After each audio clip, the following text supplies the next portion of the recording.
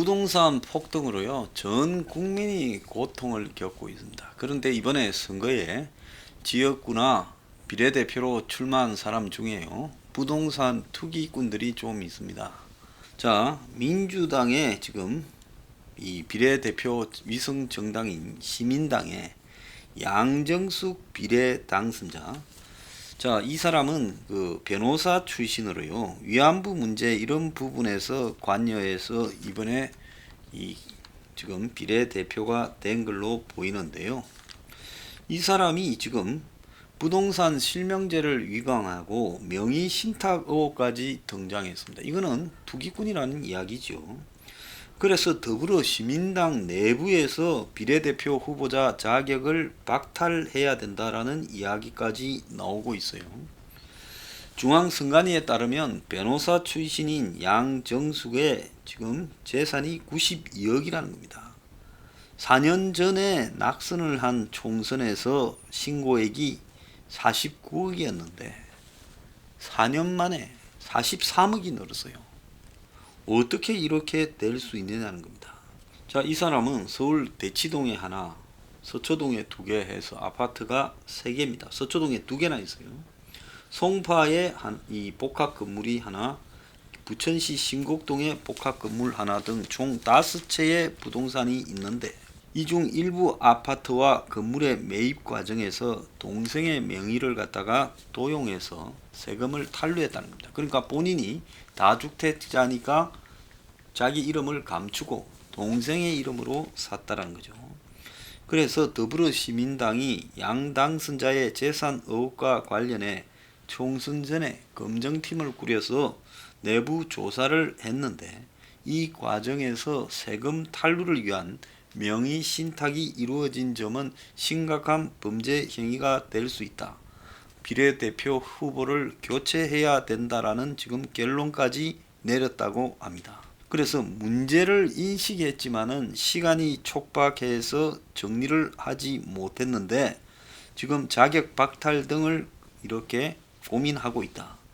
그러면서 자체 조사 과정에서는 건물과 아파트 상속 과정에서도 문제가 많다는 이야기를 들었다.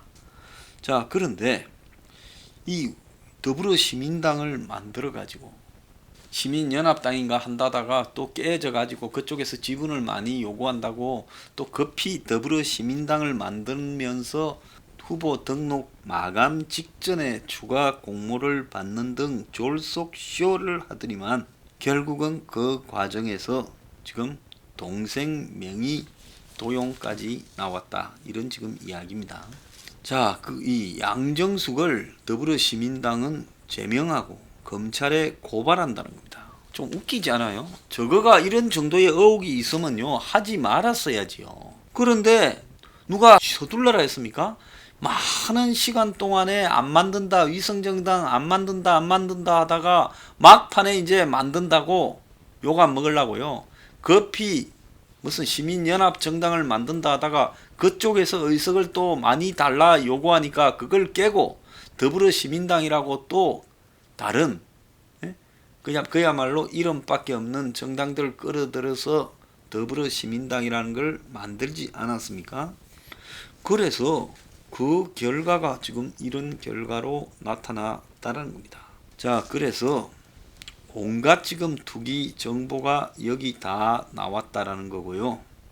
그래서 물리적으로 총선 전에 처리할 방법이 없어서 총선 직후 후보 사퇴를 하라 했지만은 당선자가 거부했고, 이런 부분과 관련되는 비리 의혹도 수용하지 않고 있다는 겁니다.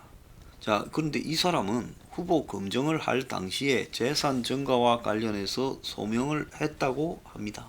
그래서 열심히 해명해서 민주당이 법률적으로 크게 문제가 없다 판단했는데 가족을 만나보니 사실관계에 의심이 생겼다는 겁니다.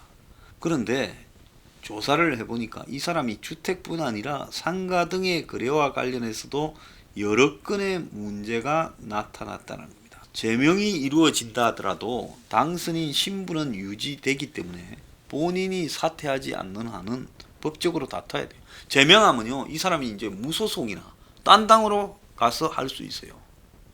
그러니까 사퇴하는 거는 본인이 결정해야 되는데 그게 범죄로 인한 부분으로 문제가 되든지 해야 이제 법적으로 처벌받으면서 사퇴가 되는 거예요. 그리고 또 6개월 안에 처리가 돼야 될 부분이에요. 그래서 이제 민주당이 할 수 있는 방법은 더불어시민당이겠죠. 양정숙이가 사퇴하지 않으면 선거법으로 고발하겠다는 겁니다. 자, 이 사람은 20대 총선에도 민주당 비례대표 19번으로 출마했다가 안 됐답니다. 그때 15번까지인가 됐죠.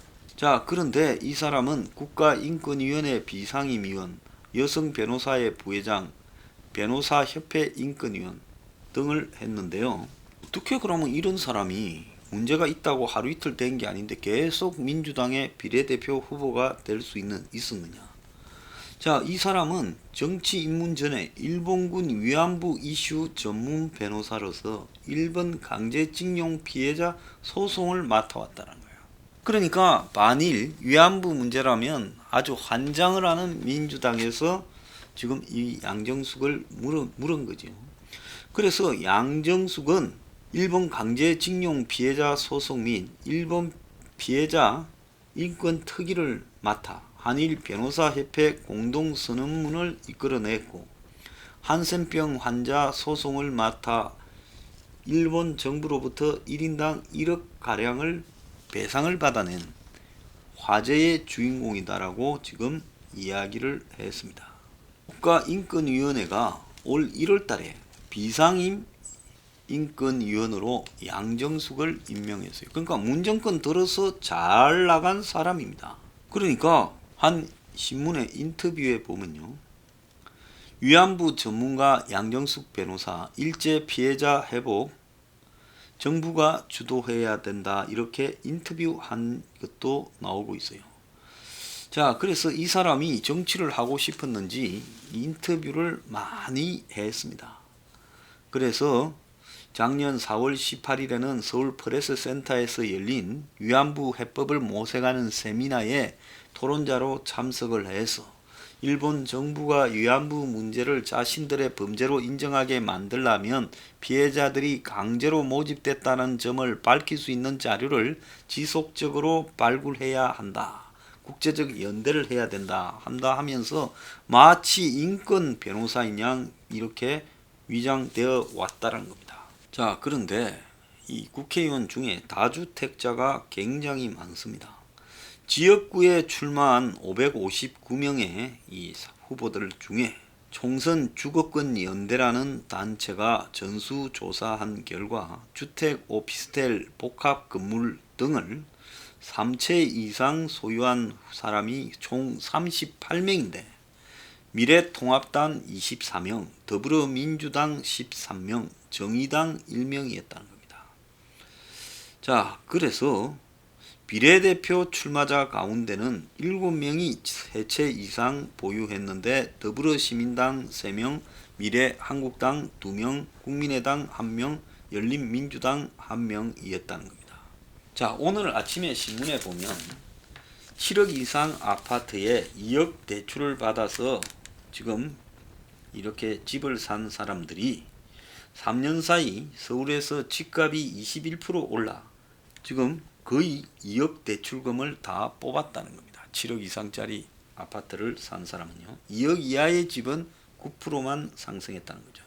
그러니까 고소득층이 사는 비싼 아파트일수록 많이 올랐고 저소득층이 사는 싼 아파트일수록 이렇게 적게 올라서 고소득층과 지금 저소득층의 격차가 12배로 지금 벌어졌다는 겁니다. 그런데 그 자산 구성이 대부분 다 부동산이더라고요. 그러니까 부동산 투기를 이렇게 사회 지도층일수록 열심히 알뜰하게 지금 하고 있는 겁니다. 제가 미통당 보고 뭐라 했습니까? 공천을 잘하니 못하니 뭐 제 방송에 출연한 사람도 그래서 할 때요. 이 사람들을 진짜 어떻게 이렇게 말을 할 수 있냐라는 생각이 들었어요. 아니, 공천을 할 때 부동산 투기꾼인가 아닌가 하는 정도는 조사해서 해야지요. 그래서 집이 2채까지는 억지로 이해를 한다 칩시다. 생활상의 불편 때문에. 그런데 3채 이상 소유했다면 이건 투기꾼이라고 봐야 되지 않습니까? 그런데 미통당에서 지역구 출마한 사람 중에 24명이 지금 세체였다. 민주당을 공격을 하려면 적어도 이런 부분에는 좀 깔끔하게 해서 공격해야 되지 않습니까? 그러잖아요.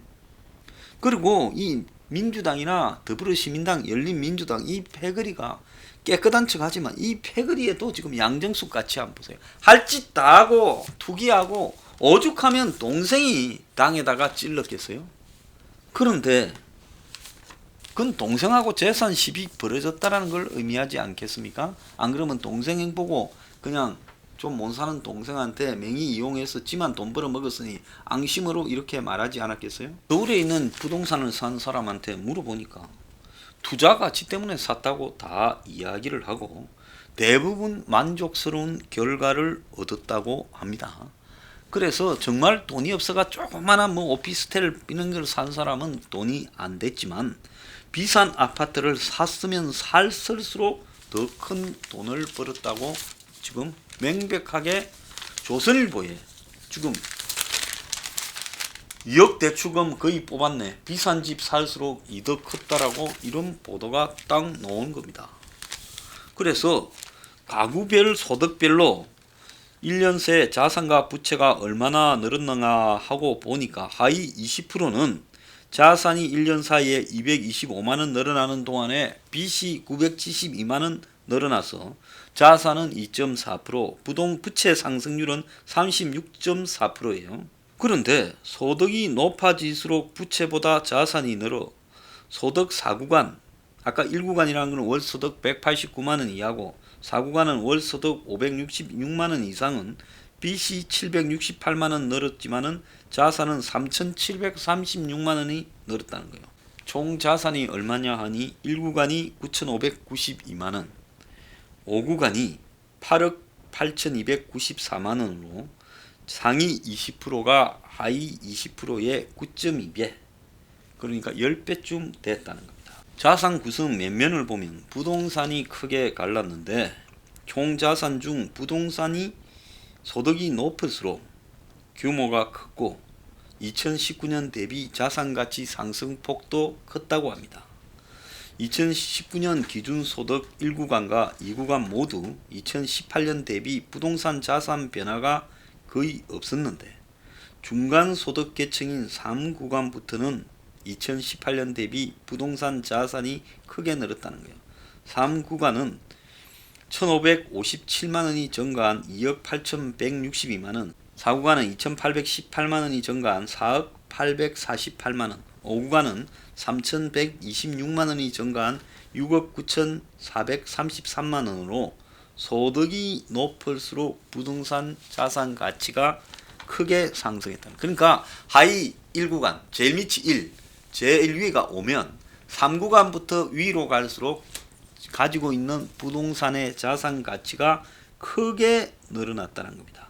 이에 따라서 1구간과 5구간의 부동산 자산 격차가 2018년에 11.6배에서 2019년에 12.3배입니다. 이렇게 말을 하는 저는 평생 부동산 부분에 대해서 투기 한번 안 했습니다. 부동산으로 돈을 벌어본 게 한 번도 없습니다. 평생에요. 자, 그런데 그렇게 부동산으로 돈을 벌지 못한 사람은 자산이 거의 늘어나지가 않지요.